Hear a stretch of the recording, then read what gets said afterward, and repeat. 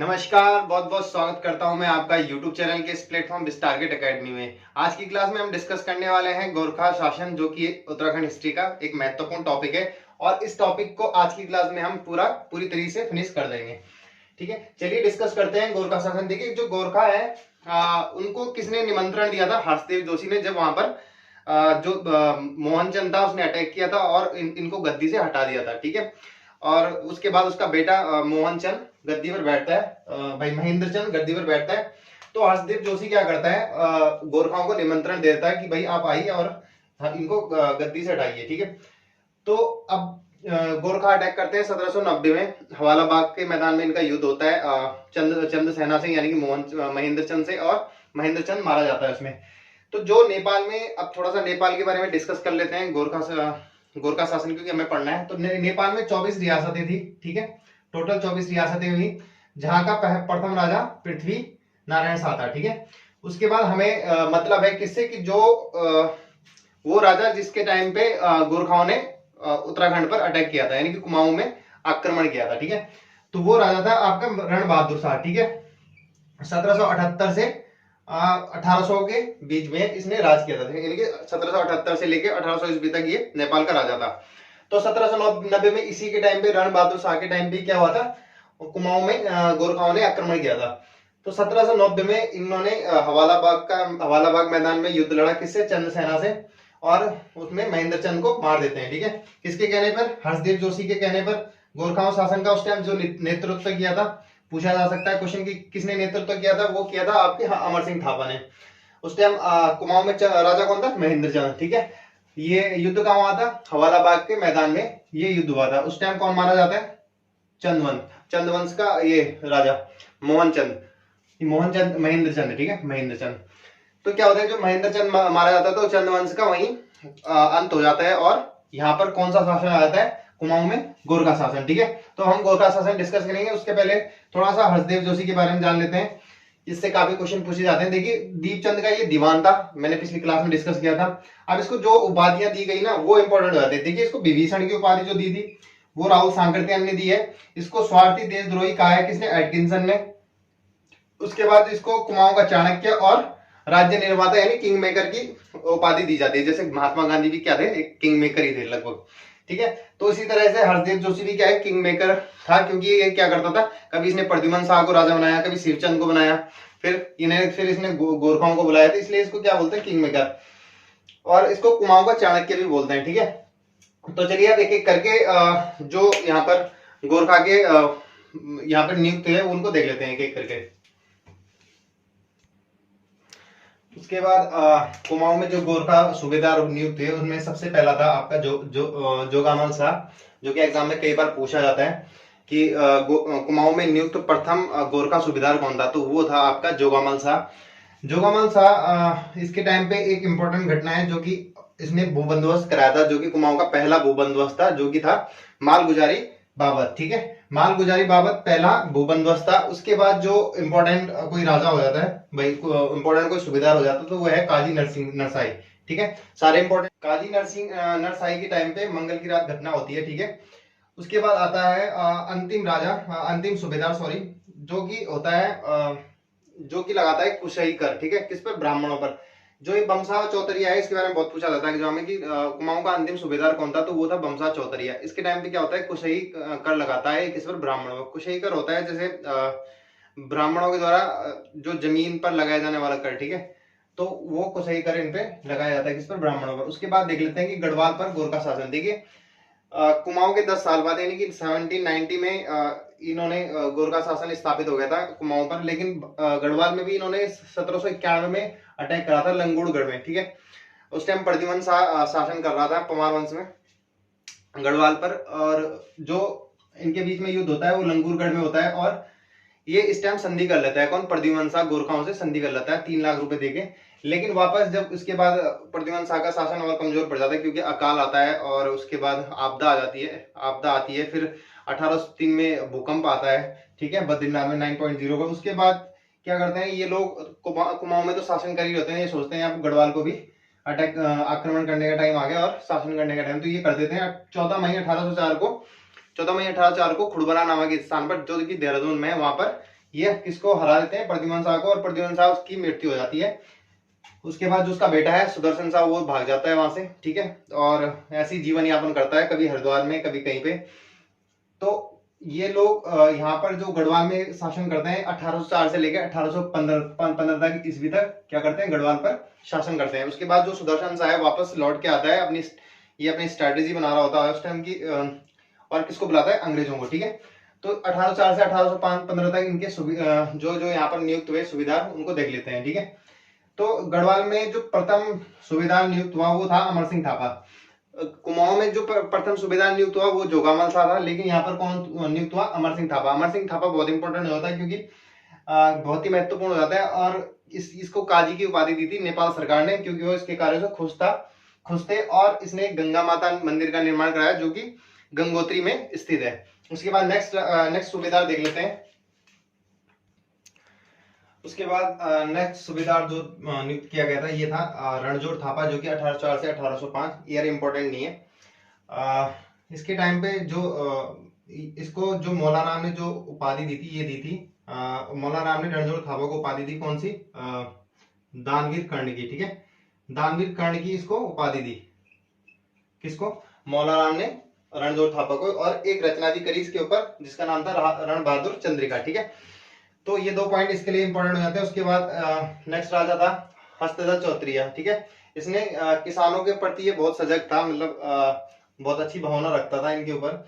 तो इसने क्या करा, लगान कम करी और इनको ऋण दिए ज्यादा से ज्यादा, ठीक है, किसने, हस्तधर चौधरी ने। उसके बाद आ जाता है काजी बहादुर शाह। देखिए इनका ईयर इंपॉर्टेंट नहीं है, ठीक है, लिखना चाहो तो लिख लेना, 1805 से 1808 तक, और ये 1808 से बाकी तक, ठीक है, इतना इंपॉर्टेंट नहीं है ईयर।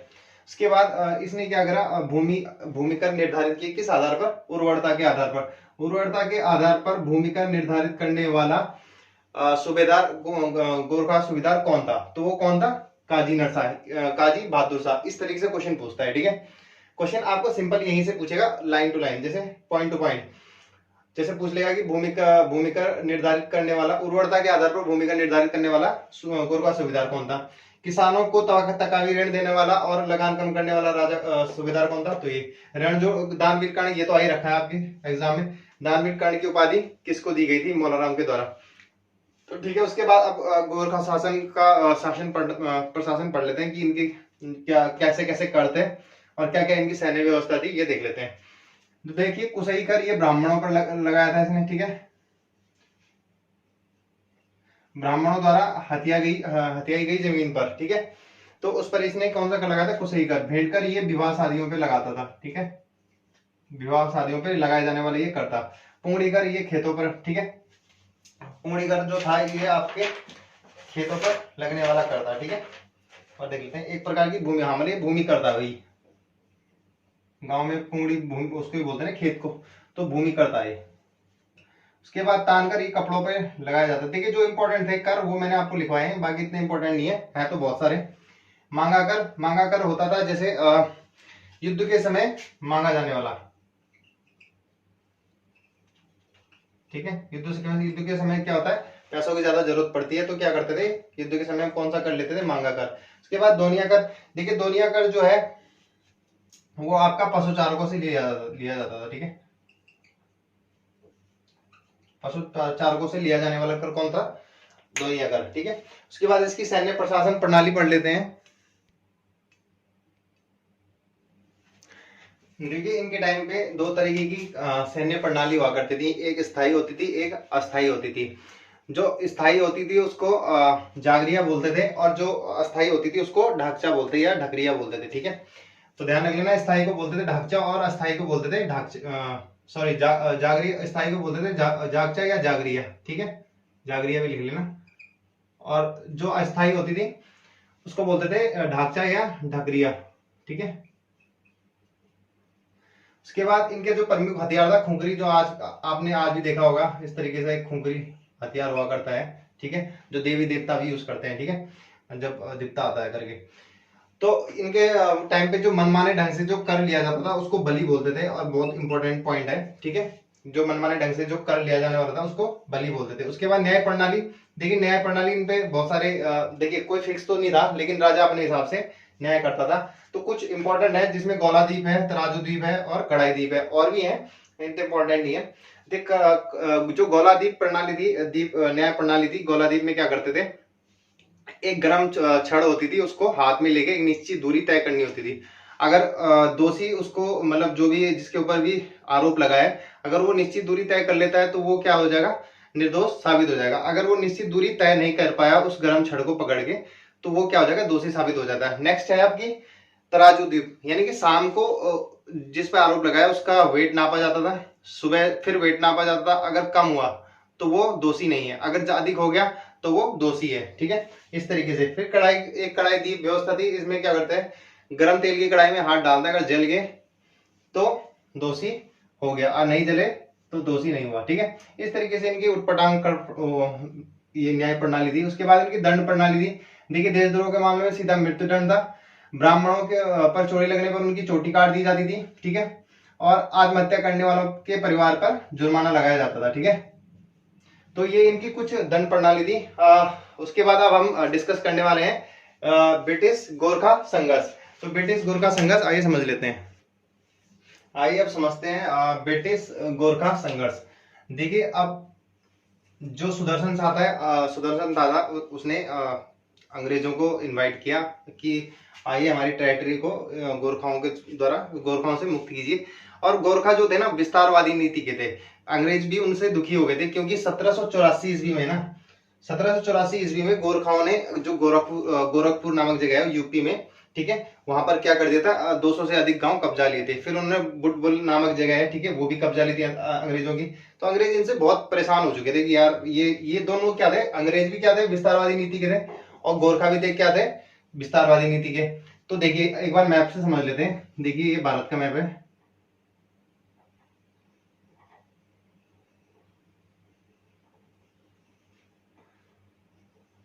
तो जो गोरखा थे, देखिए ये कुछ इस टाइप से मैप है। ठीक है, ये यहाँ पर क्या है, नेपाल है। ठीक है, ये क्या है, नेपाल वाली जगह है, और ये क्या है, उत्तराखंड है अपना ऐसे, और ये अपना ये यूपी है। ठीक है, यूपी वाला इलाका है यहाँ पर। ठीक है, तो जो गोरखा थे ये नेपाल है। ठीक है, नेपाल। तो नेपाल क्या कर रहे थे, अपनी टेरिटरी को एक्सपेंड कर रहे थे। एक तो पश्चिम की साइड, ठीक है, एक पूरब की साइड, ये पश्चिम बंगाल वाली जगह होगी, और एक ये दक्षिण की साइड। दक्षिण की साइड ये यूपी वाला इलाका हो गया, जैसे गोरखपुर में इन्होंने कुछ टेरिटरी को कब्जाया था। पश्चिम भाग हो गए जहां पर कुमाऊं के ऑलरेडी कब्जा चुके थे, और पूरा उत्तराखंड इवन, ठीक है, पूरा उत्तराखंड इन्होंने कब्जा रखा था। ठीक है, और ये अपनी टेरिटरी को और एक्सपेंड कर रहे थे। तो इससे दुखी होकर अंग्रेजों ने क्या करा, इनके खिलाफ अब युद्ध की घोषणा कर दी। यानी कि 1814 ईस्वी में तत्कालीन गवर्नर जनरल मायरो ने क्या कर दी, तत्कालीन युद्ध की घोषणा कर दी। और जब युद्ध की घोषणा करी तो उसने कुछ प्लानिंग करी होगी। अब प्लानिंग में क्या करा, उसने 4 मेजर जनरल नियुक्त किए। कौन से, Morley, major Gillespie, S would और ऑक्टरलोनी। अब इनको चारों को कमांड दी कि भाई एक एक करके, देखिए मेजर मॉर्ले को दी काठमांडू की कमांड, जाओ सीधा इनकी राजधानी पर अटैक करो। दूसरा कौन था, जनरल एसवुड, इनको गोरखपुर में कमांड संभाली, क्योंकि इस टाइम ये वाला क्षेत्र किसके अंडर में था, गोरखाओं के। जितने भी अधिकृत क्षेत्र हैं, गोरखाओं द्वारा अधिकृत किए गए क्षेत्र हैं, उससे गोरखाओं को भगाओ। तो इन्होंने 4 टुकड़ी बनाई। पहला काठमांडू के लिए मॉर्ले के अधीन, फिर गोरखपुर के लिए एसवुड के अधीन, देहरादून के लिए जिलेंस्पी, और ये ऑक्टरलोनी को कहाँ का, कुमाऊं वाला क्षेत्र, यानी कि पश्चिम वाला क्षेत्र। ठीक है, जहां पर गोरखाओं का इस टाइम राज था। अब देख लेते हैं इनके द्वारा एक एक करके जो युद्ध लड़े गए। आइए समझते हैं नाला पानी का युद्ध। जब इन चारों को अलग अलग जिम्मेदारी दी गई थी, उसमें जो महत्वपूर्ण जो युद्ध लड़ा गया वो था नाला पानी का युद्ध, जो कि लड़ा गया जिलेंस्पी और वहां पर जो गोरखा सूबेदार था, कौन, बलभद्र थापा। ठीक है, जिलेंस्पी और बलभद्र थापा के बीच ये युद्ध लड़ा गया। जब ये अंग्रेजों ने अपनी सेना भेजी किसके खिलाफ, गोरखाओं के खिलाफ, तो इन्होंने किला था वहां पर ये डटे रहे। ठीक है, इनके 500 सैनिक के आसपास थे, और इनके 2 से 3,000 सैनिक के ऊपर थे। ठीक है, तो ये इन पे फिर भी भारी पड़ रहे थे। ठीक है, लेकिन धीरे धीरे क्या होता है कि जिलेंस्की इस पे मारा जाता है। ठीक है, कौन, जेलेंस्की कब मारा जाता है?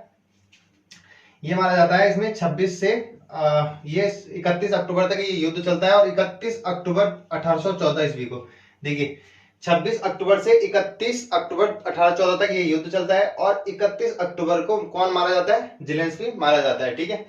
और ये फिर भी क्या करते हैं अपने किले को, फिर क्या करते हैं जो अंग्रेज होते हैं वो और सेना भेजते हैं और किले को घेर के रखते हैं, ठीक है। जो ये किला होता है इसके आसपास घेर के ये बैठे रहते हैं, ठीक है। 1 महीने तक ऐसे रहते हैं, उसके बाद ये इसकी पानी की सप्लाई बंद कर देते हैं और अंत में क्या होता है, ये जो युद्ध है, ये जो किला है, ये अंग्रेज जीत जाते हैं, ठीक है। उसके बाद जो इनके स्मारक है स्थापित किए हुए हैं, कौन सी, देखिए ये जो नाला पानी है ना, ये रिस्पना, यानी देहरादून में जो रिस्पना नदी है उसके किनारे है, वहां पे अभी भी इनके स्मारक है, ठीक है। ये अंग्रेजों ने बनवाए थे इनके लिए, जो मृत सैनिक थे उनकी, उसके लिए वहां पे जेलेंस्की का भी है और बलभद्र थापा की है। अब उसके बाद ये बाद में पढ़ेंगे संगोली के दिन। उसके बाद जो गोरखा थे वो भारी पड़ रहे थे किस पर? अंग्रेजों पर।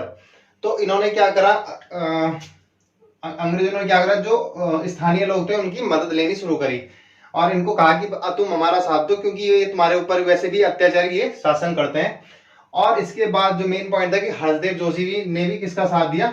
गोरखाओं, अंग्रेजों का साथ दिया। हालांकि बुलाया इसने था गोरखाओं को, लेकिन इसने भी देखा कि यार ये तो लोग बहुत अत्याचारी हैं, बहुत रूढ़ किस्म के इंसान है, तो इसने भी अंग्रेजों का साथ दिया। उसके बाद 23 अप्रैल 1815 ईस्वी को हर्षदेव चौतरिया भी मारा जाता है, ठीक है। हर्षदेव चौतरिया भी कब मारा जाता है? 23 अप्रैल 1815 ईस्वी को। और 27 अप्रैल को जो बमसा होता है, ये क्या करता है? आत्मसमर्पण करता है। यानी 23 तारीख को हर्षदेव चौधरी की मृत्यु हो जाती है, क्योंकि अब स्थानीय लोगों का भी साथ मिल गया था, हर्षदेव जोशी भी इसके साथ था। तो अब जो अंग्रेजी सेना थी वो भारी पड़ने लगी थी किस पर? गोरखाओं पे। और यहीं पर किसकी मृत्यु हो जाती है? 23 अप्रैल 1815 को इसकी हर्षदेव चौधरी की। और 27 अप्रैल 1815 को ये बमसा आत्मसमर्पण कर देता है और गोरखाओं से संधि कर लेता है, आंग्र गोरखा संधि आपस में ही उसी टाइम, ठीक है। तो जो आंग्र गोरखा संधि थी इसी टाइम हुआ था और इन्होंने जो रखा था, बांध रखी थी, जो काली नदी है, जो उत्तराखंड की काली नदी है ये वाली, उसकी इधर उत्तराखंड है और इधर ये नेपाल है, ठीक है। तो काली नदी के जो पश्चिम वाला क्षेत्र है वो ब्रिटिशर्स को दे दिया था, ठीक है। वो पढ़ेंगे अभी संगोली की संधि जो हुई थी प्रॉपर तरीके से। फिर इसके कुछ टाइम बाद देखिए 27 अप्रैल को बमसा ने भी क्या कर दिया? आत्मसमर्पण। उसके बाद अप्रैल जाता है, फिर मई, फिर जुलाई, अगस्त, फिर आता है अगस्त, 15 अगस्त। तो 15 अगस्त को अमर सिंह जो थापा है वो भी क्या कर देता है? संधि पर हस्ताक्षर कर देता है। कब? 15 अगस्त 1815 को। और जो ये संधि हुई थी इनकी आपस में हुई थी, ठीक है। अभी जो नेपाल की सरकार और जो अंग्रेजों के जो ऊपर यहाँ पर जो गवर्नर जनरल था, इनकी अभी मतलब पूरी प्रॉपर तरीके से बात नहीं हुई थी। तो जो इनके प्रॉपर ये जो संधि को स्वीकार करते हैं, ये करते हैं 4 मार्च 1816, उसी को बोलते हैं संगोली की संधि, ठीक है। अब संगोली की संधि में क्या क्या डिस्कस हुआ था?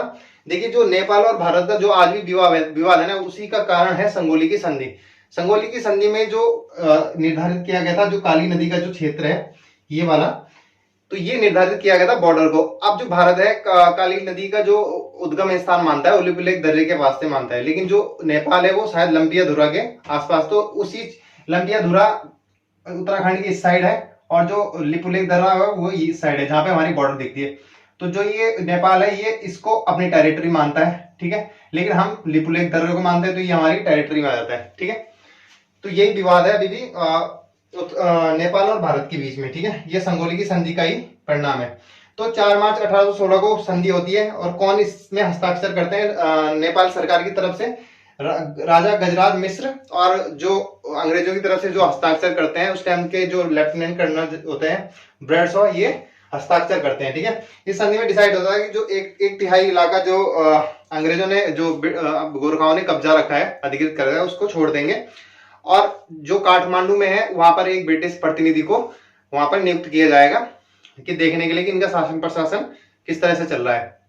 और जो गोरखा थे उनको ब्रिटिश सेना में सम्मिलित किया जाएगा, क्योंकि ब्रिटिशर बहुत ज्यादा प्रभावित हुए थे इनकी बहादुरी को देखकर और इन्होंने डिसाइड किया था कि इनको अपनी सेना में हम सम्मिलित करेंगे। तो ये थी किसकी? संगोली की संधि, ठीक है। इसमें जो 1/3 भाग था वो गोरखपुर वाला हिस्सा हो गया, फिर ये पश्चिमी में जो कुमाऊं वाला क्षेत्र हो गया, गढ़वाल का क्षेत्र हो गया, कुछ तराई का क्षेत्र हो गया और पश्चिम बंगाल की साइड कुछ क्षेत्र हो गया। तो ये 1/3 क्षेत्र था जो गोरखाओं ने वापस किया था। ठीक है, तो ये कुछ संगोली की संधि थी और हमने आज फिनिश कर दिया है गोरखा शासन को। अब हम ब्रिटिश सर, अब इसके बाद कौन आ जाएंगे यहाँ पर, ब्रिटिश कमिश्नर सबसे पहले कौन नियुक्त होता है, ई गार्डनर, उसके बाद ट्रेल। तो इस तरीके से हम अगले उसमें क्लास में बिल्कुल पूरी तरीके से ब्रिटिश शासन को भी खत्म कर समाप्त कर देंगे और नेक्स्ट हम तब आंदोलन पढ़ना स्टार्ट कर देंगे। ठीक है, तो चलिए इस क्लास को यहीं समाप्त करते हैं, मिलते हैं नेक्स्ट क्लास में, तब तक के लिए धन्यवाद।